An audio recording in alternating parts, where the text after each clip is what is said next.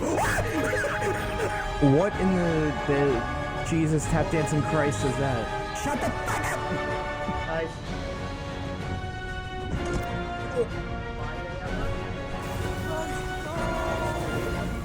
What the fuck? Shut up or run. Welcome to hell, bitch!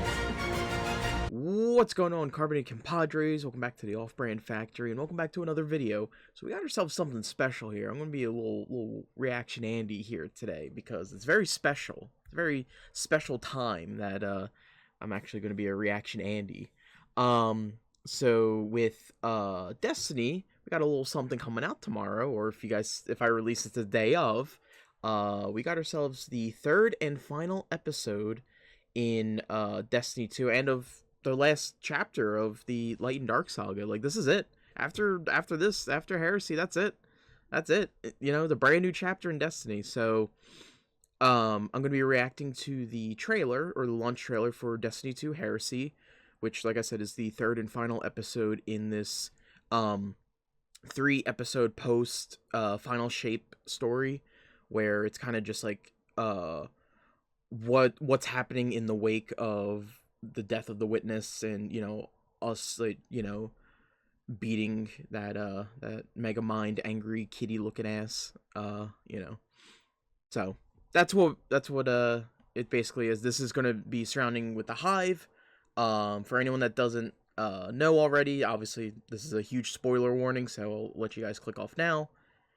But basically, Heresy is we return to the Dreadnaught, which I'm very excited about because I love Oryx. Like, Oryx has always been one of my favorite characters in Destiny, when it comes to, like, enemy factions and stuff.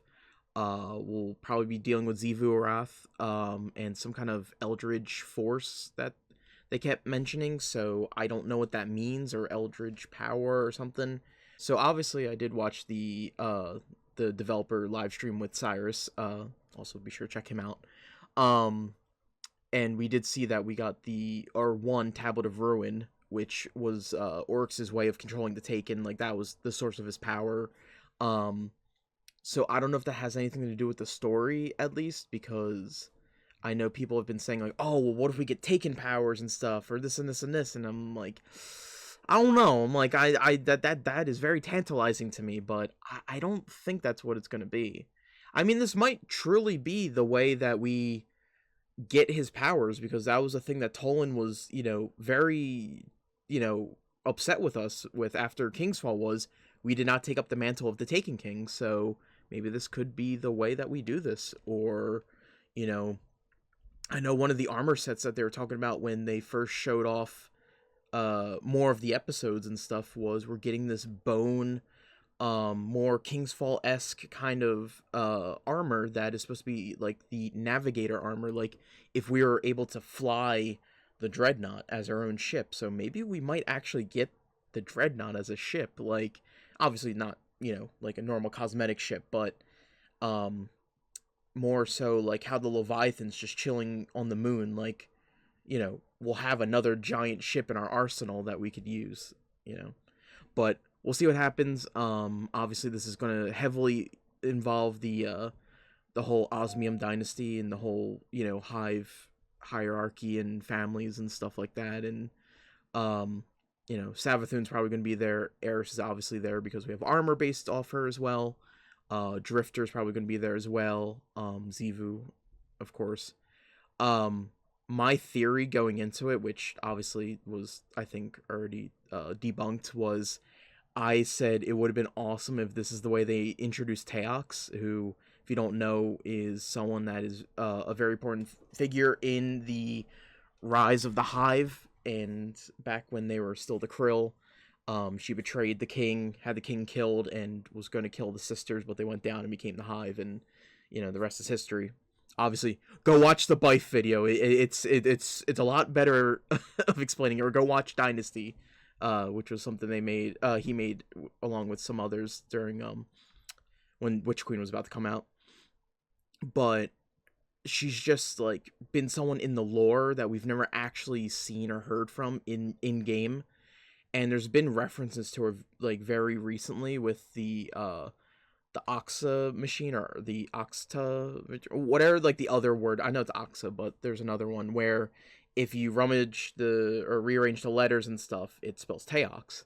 So people are like, well, maybe she had influence on the Scions as well, and this and this and this, because, you know, even Nezi did. You know, Nezarec had influence on them too. So my theory was, well, what if she, like, emerges with the Echo, and then this is how we get her introduced and on, and you know, it'd be very cool, because then you get that old, you know, proto Hive one, the first Krill actually in game. Well, you know, besides the, you know, flashback cutscenes and stuff like in Witch Queen and all that jazz. But it would just, I thought it would be a cool story and stuff, because, you know, the even like Savathun and Zivu and even Oryx, like when he was still alive, like that was one of their things, is they always wanted to hunt Teox down and kill her. And I thought this would be a nice, like, full circle for them to finally complete that main objective that they had, besides, you know, serving the deep and all that jazz. But obviously, it was said, I think some kind of Dread is supposed to have the Echo, which it looked like a subjugator from the key art that they showed. But they did say Oryx is supposed to return in some way, because in the key art you see at the top there's an Echo of Oryx. So I don't know what that means, but listen, if I get some Oryx flashbacks or him talking or something, I'm gonna lose my shit. I'm just saying that now. Even in this trailer, I will lose my shit.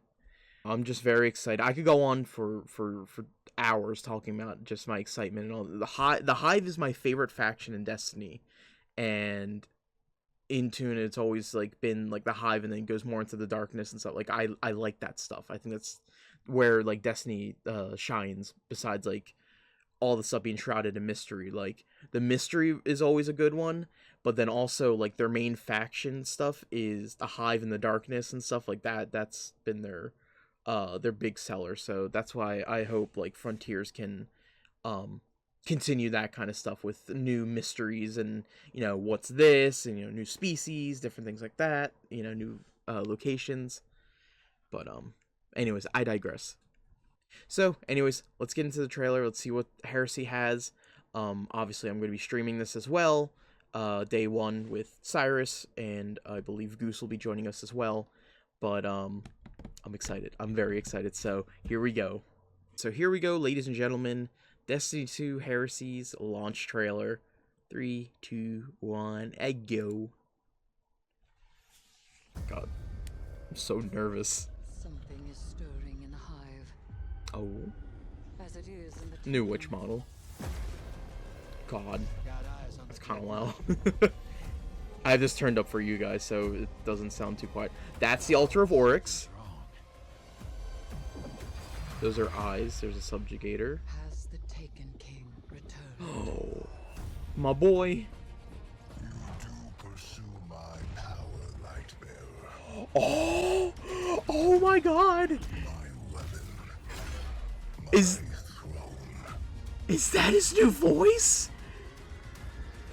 Oh, it's Hash Ladoon. My Dreadnaught test you. Oh my God. It's Oryx. Oh my fucking God. She's got a trust. Invite the horror in. Hold it close. Oh wow. No! Don't hurt Eris. Into the unknown. And prepare for it to reach. Oh, he's my boy. Okay, hold on.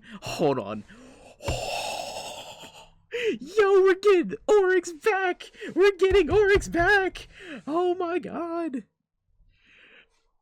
Oh my God. My brain's all melted now. Okay, all right. Oh my God. There's so much to uncover here. Oh my God. Okay, so first of all, I'm gonna go back and look at stuff, because there's something I did want to go back on. First of all, Oryx sounds fucking amazing. like, I will always love and appreciate his old voice, but holy shit, he sounds cool as fuck. Oh my god, I'm getting like a tear in my eye because I'm just so happy. Um, so obviously they said like this was gonna turn the Osmium dynasty or the Osmium family, you know, the original Hive and stuff like that families, the whole dynasty, and flip it on its head. But like we're getting Oryx in some kind of way. Like, oh my god. Okay, so what I think this is going to be is it's probably going to be an echo of Oryx, like some kind of failsafe that he's had in the ship or in his powers and stuff, just in case if he was ever defeated. Because in lore, it is said that like his body that we find in Ghost of the Deep still has like sentience in it. Like he's basically like, I think he's basically like not brain dead, but like he's kind of like in a vegetative state where like he can take in information and create memories and stuff like that, but he obviously cannot move or function. Obviously, too, his worm is gone, so we don't know what happened to that. Which I know everyone used to have the theory of Asa was his worm, or you know, the Titan Leviathan that was going around and stuff back in Red War, which we obviously know is Asa.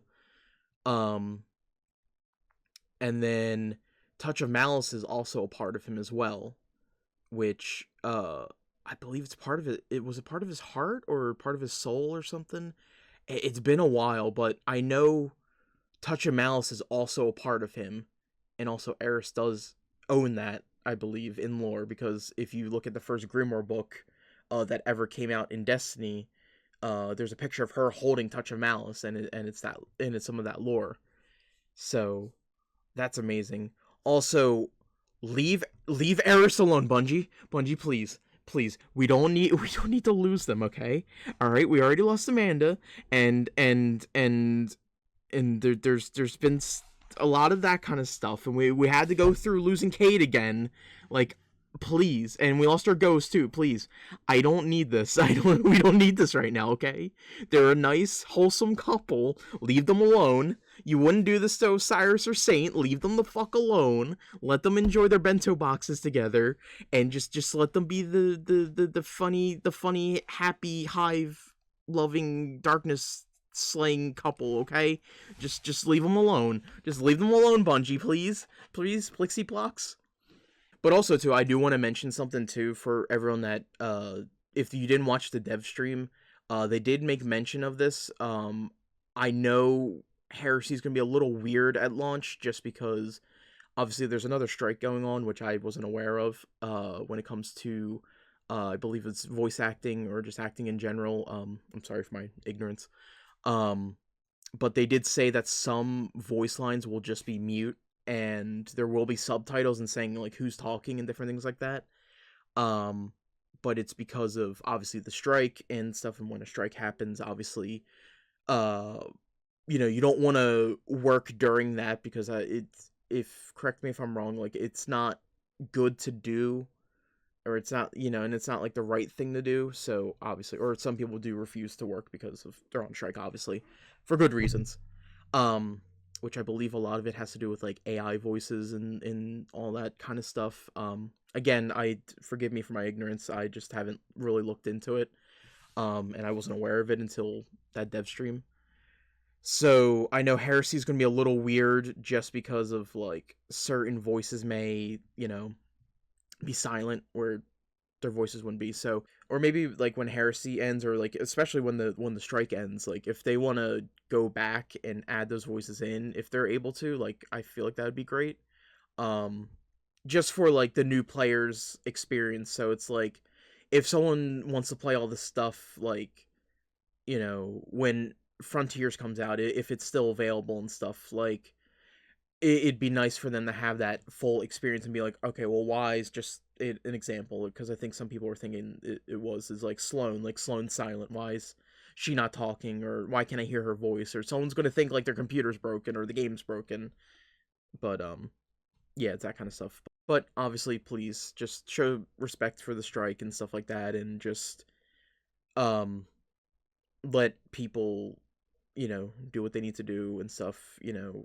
Hopefully this gets settled in a very nice and civilized manner, come to some kind of conclusion and stuff, and we can go back to some normalcy when it comes to voice acting and stuff like that. Obviously, again, I don't really talk too much about a lot of these things because, one, I don't really follow the news too much when it comes to this, and two, I don't want to say the wrong thing and upset everybody, because obviously I'm not in the loop, so I don't want to speak for somebody and I say the wrong thing because of my ignorance, so, but I just want to say that.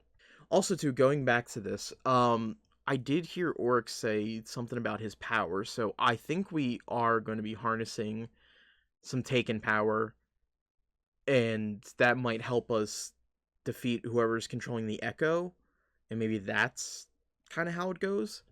Also, I know there was a rumor saying that the Echo that this Dread is holding is Oryx. Like, Oryx is in that Echo, and if that's true too, holy shit, that's really cool. So hopefully that's something cool.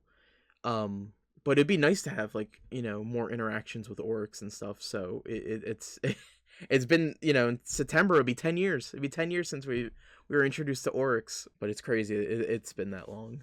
But I'm very excited. I'm going to go back and check some stuff. And yeah, so let's get into the deep dive. So here we have what looks like egregore spores or Taken blights. Obviously, I think egregore is going to be, a part in this where these like tentacle things are and stuff. It just reminds me of it. Obviously, there's a ritual going on as well.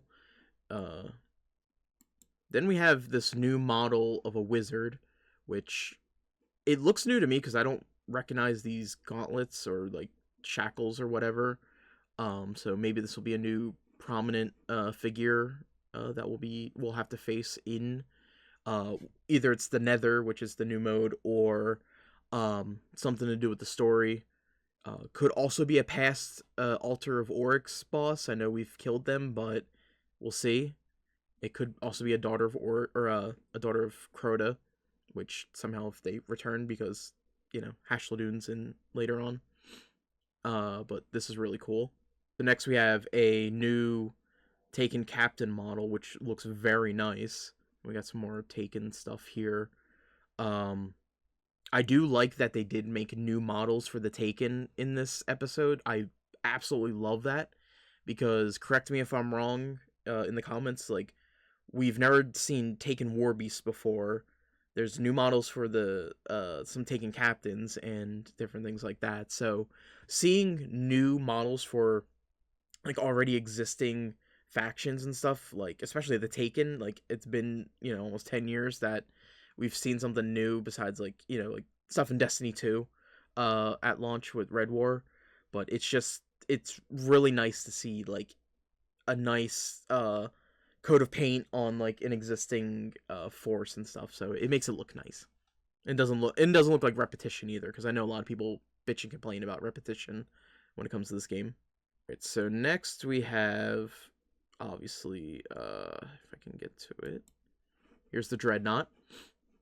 It looks like these are like, it looks like chains and stuff, but it might be like the tentacles too, but that looks really nice. Also, all the time, I love these Bungie logos and stuff when they do this, especially this looks really nice. It's like scales and stuff like that. Obviously probably in reference of the Dreadnaught kind of falling apart, where like its main armor at the top is peeling off, so you're seeing more bone. So obviously you're seeing the bones of Akka, who is was one of the worm gods that Oryx slayed and gained all that power and became Oryx, the Taken King. And in that he sliced up Akka's corpse into segments, and that became the Dreadnaught. Alright, so here we have the Altar of Oryx. Obviously, if you've played Destiny 1, you know this location. This was like one of the first horde modes in Destiny's history where you would take certain objects you would get throughout the Dreadnaught. It would be different tiers. The name escapes me, I apologize. But basically what you do is you'd go to the thrall statues that lines the hallway into this area, and whether it was like a tier 1, a tier 2, tier 3, like you'd get different difficulties of bosses that were either Oryx's or one of his, like, you know, relatives, like a niece or a nephew or something. Like there are all kinds of different bosses. Obviously too, during King's Fall, when you're doing the first encounter, which is like the taken ball run, and you're taking them and slamming them into the statues, those are the statues, and then that is where we go to continue the whole raid itself, is through that portal. So obviously Eris and Drifter are here doing their thing, and yeah. All right, so next we have the what I'm calling the egregore tentacles and stuff, or egregore growths. Obviously this could just be taken stuff, but it just looks more like egregore than anything. Obviously this is changing the Dreadnaught and, you know, making it different, and it's just the whole atmosphere is like 100 times different. There is something here. I don't know if this is like an enemy or something. I don't know. It just looks like a figure, so I have no idea, but that looks like something. Obviously there's some kind of beam of green here, so I don't know if that's soulfire or whatnot from the Hive, you know, their green fire, but this looks amazing. I really love it. It almost looks like the Ascendant Plane too. That's what I love, because also too, technically, Oryx's throne world was also merged with the material world inside the Dreadnaught. So like it's very confusing, but like his throne world is the real world, and the real world kind of is his throne world, like inside the Dreadnaught itself, not outside, but inside the Dreadnaught. So it's just a very odd concept, but it's just, I like that it gave it the Ascendant Realm look. Okay, so these things we've seen during the key art, and like during the dev stream. These remind me of the Eyes of Savathun that were around during Season of Arrivals that you would have to take out. For anyone that doesn't know, because that was such a long time ago. Basically, there were like 50 of them, and you'd have to go around like every location that was existing, you know, before the purge, or the sunsetting purge. And you would get the exotic for the season, Ruinous Effigy, which was from a quest, and you'd go around shooting these things, and they would pop, and you'd get something for it. You'd get like a triumph for it, or whatever. But basically it was Savathun watching us do stuff and like kind of take notes and all. Now, I don't know if this is a new force or has nothing to do with Savathun, but this is what it reminds me of. I know hers were more of like all black with like, I think the pupil was white. Obviously, I'll put a picture up as I'm talking about this, but this is basically what we got. So very interesting. So we'll see what happens with this. So next we have some taken here and a new subjugator. Obviously a brand new model, which I love. It's basically, it looks like a mix between the two. So like we have the strand one, and then we have the stasis one. I forget what they're called. But obviously we have the blue one and the green one. And this one, it looks like they're combined, because this is more of like the strands like model with like more stasis stuff in the staff, because normally the stasis one has like more of a cloak and it's more of like a headdress and all, and the stasis, or the strand one is more, the head looks more like Rolk. Also, this goes hard. This goes so hard right here. So here's a broken down version of where we fight Oryx, which was called Threshold, if I remember correctly. The location at least was called Threshold when you'd walk in. This is also where we killed his daughters, the Death Singers, Ir-Halak and Ir-Anuk. And then after that we killed Oryx. This looks so good. I want this. I want this as like a poster. I think this would be really cool.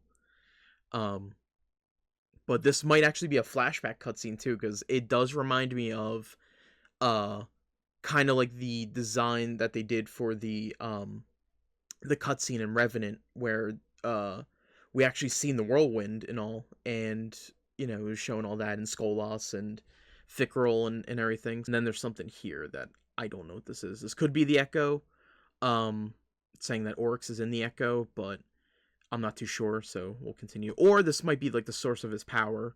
Like I said, we might be able to become the Taken King or slash Queen, whoever, and take his mantle as, you know, that, and take his power. So here we have some new weapons. These are the seasonal weapons that they showed off during the stream.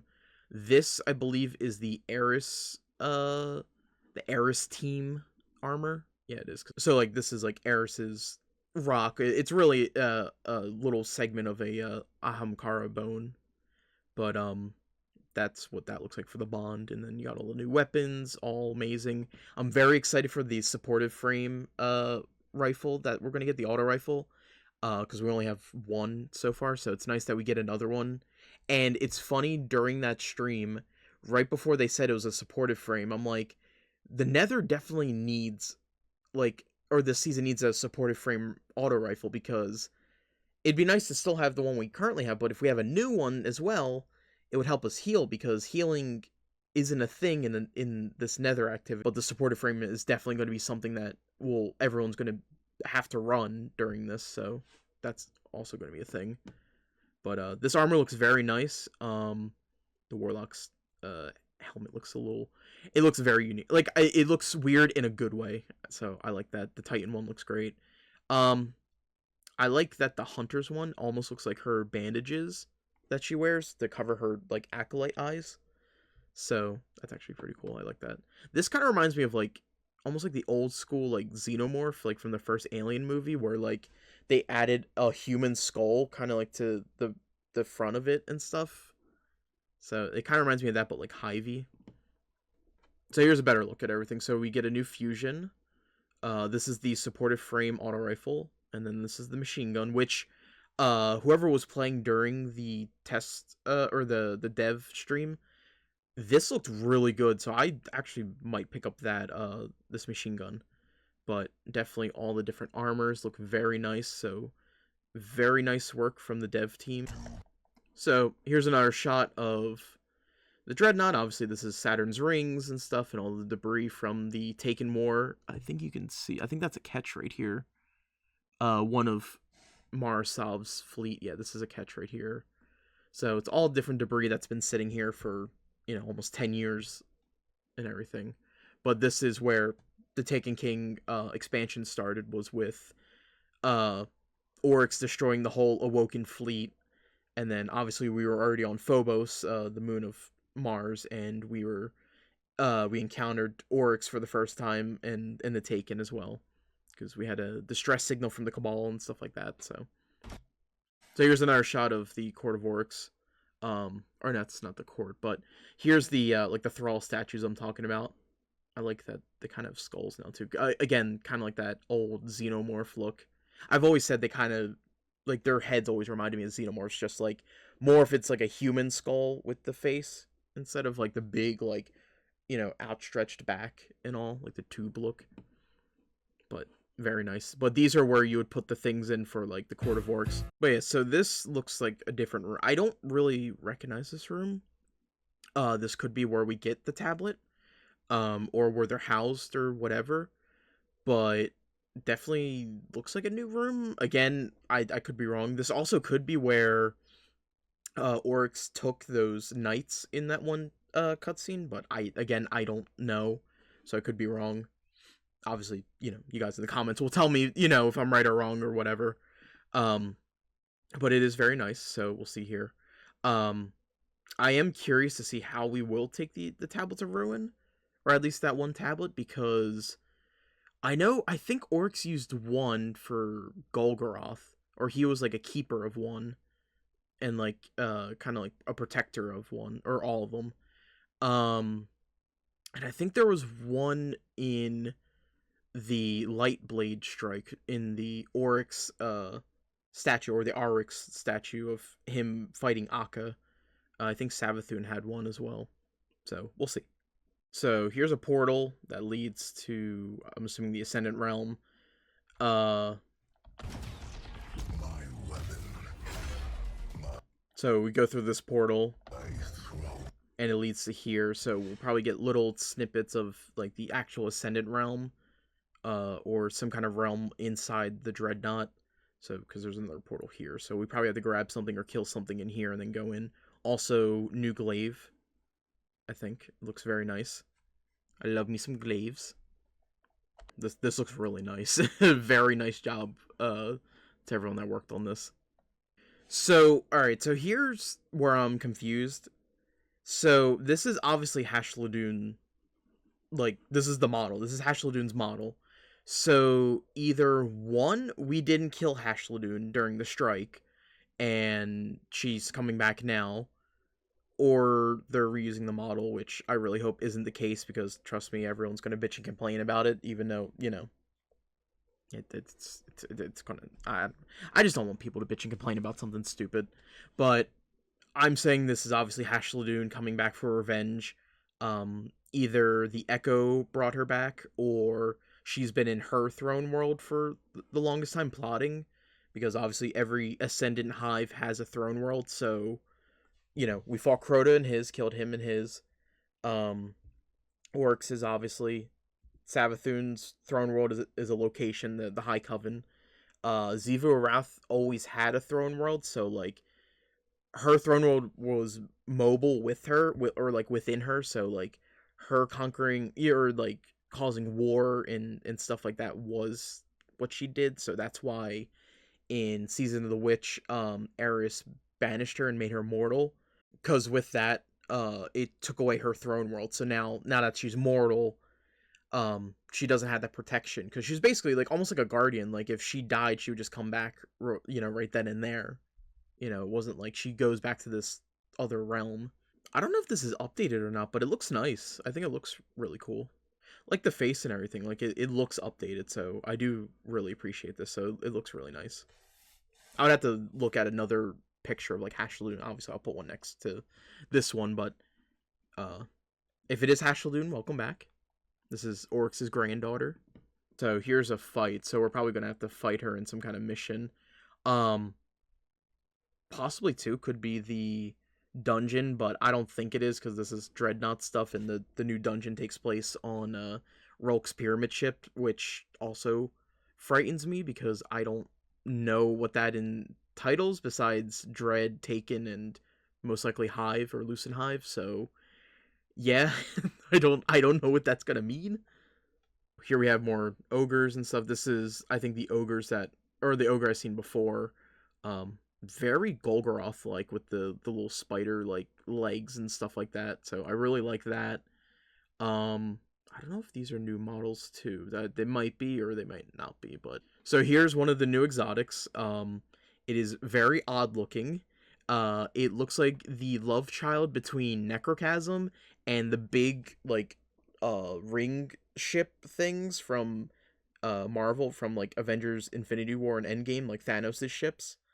But it's a very unique design, so I do appreciate the unique design.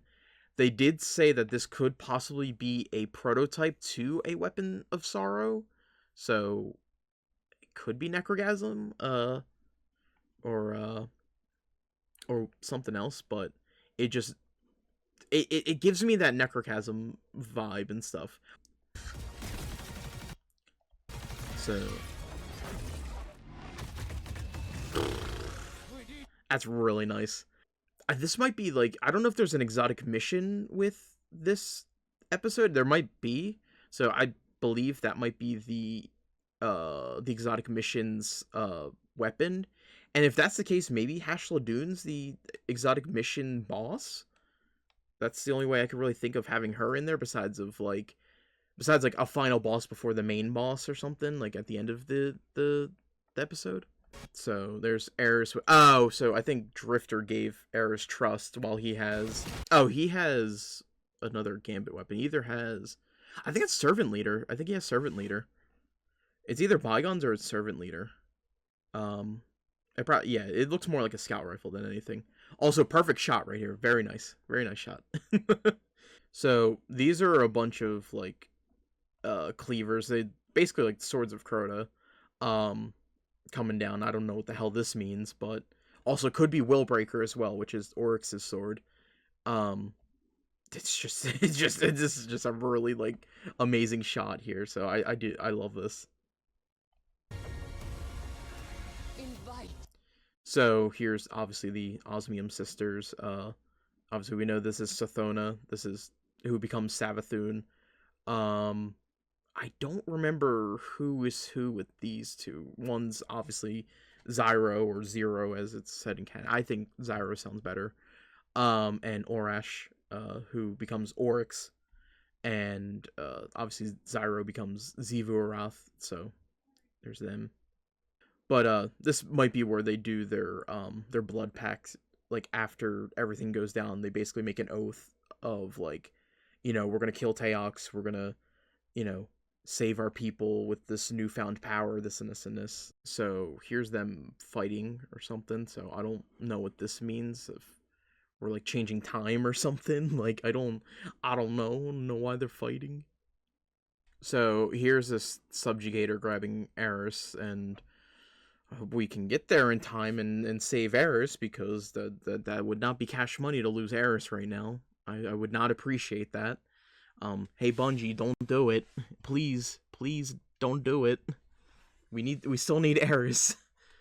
But yeah, so this is most likely the Echo Wielder, is this subjugator here, so the first of its kind in design, so that's what I'm presuming at least. Now this is the altar of Oryx.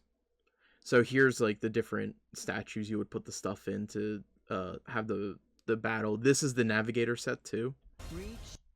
Oh, that looks so nice in game. I love this. I think the Titan one's my favorite. The Titan one's like my favorite just because of like it looks very like general like. It kind of reminds me of like an old general's like kind of like uniform where it's like they have the big like puffy pauldrons with like the little like string things at the end and stuff, like, and like the hats and stuff. Like something I didn't see here. This is Drifter getting revived, I think, but it looks very reminiscent to the Nines realm, where we see the emissary with the giant head and stuff. We've seen him there, obviously he has connections with the Nine. I don't know if we're gonna get that in this episode, but this is what it really like reminds me of. Yeah, because that's him getting revived and all. And then there's a very close-up shot of Eris's face. And then this is what I wanted to go back to. So this is, yeah, Oryx, and then this is the Echo, I think. So I'm pretty sure Oryx is inside the Echo. So that's amazing. So we're definitely getting some more Oryx lore. So I'm very happy with that. Also, this goes really hard too. I want this as a display. This looks really cool. Because then here's the sisters are here, and then Oryx is here, and then I think this all comes crash. I didn't even realize this. Holy shit. They're right here. So I didn't even realize this. So we got Oryx, we got Savathun, and we got Xivu right here. So, okay, so then that answers this. So this is Orash right here, like keep pulling them, or, pushing them back. And then Sathona, and then Zyro's right here. So it, reminisces with all of them. That, oh my god, this shot goes so hard. This is so amazing. That's so cool, because we've never seen all three of them in their final forms together. That's so cool. Oh, I love that. And then he slices down with Willbreaker. Or either that or it's his fist, but it might be Willbreaker. But, oh, that's so cool. But yeah, Bungie, you outdid yourselves on this. This is amazing. I'm so excited for this. And with that, ladies and gentlemen, wraps up our video here. I am super, super pumped for this episode. I'm obviously going to be streaming it day one, so if I get this out the night before, then I'll be live around like 1:30 p.m. EST. If this comes out the day of, I apologize. Obviously the stream will already happen, but from what it looks like, I think they're going back to the weekly releases, and I think that's how it's going to go. I'm not too sure. They're very not the greatest at explaining that, or at least I didn't understand it, so we'll see. But if it does go to weekly, I normally stream with Cyrus around like 1:30 p.m. EST every Tuesday when it comes to weekly Destiny content and stuff like that, when it comes to like seasons and different stories, if it's a weekly release and stuff. So that's what we normally do. But I'm very excited. This already looks amazing, and this will probably be my favorite episode out of the three. Because, again, the Hive is my favorite faction, and it's just all around my favorite, so yeah, it's gonna be amazing. But anyways, thank you guys so much for watching. Please go give this a try, and obviously keep an open mind with the some of the voice lines not being in the game and stuff, and respect all that too. But anyways, thank you all so much for watching. If you want to see more content and anything like that, be sure to let me know down below. Obviously, I'm always open for some feedback. Hit that like button, hit that subscribe button, and as well hit that smash button. Hit that bell so you're notified whenever I upload, as well as checking everything down below in the description. You join my Discord, go check out all my friends and stuff, and yeah, it's gonna be amazing. So, and as always, make sure you stay chilled, stay off brand. Always remember, I love your mother fizzing faces. Peace out, guys.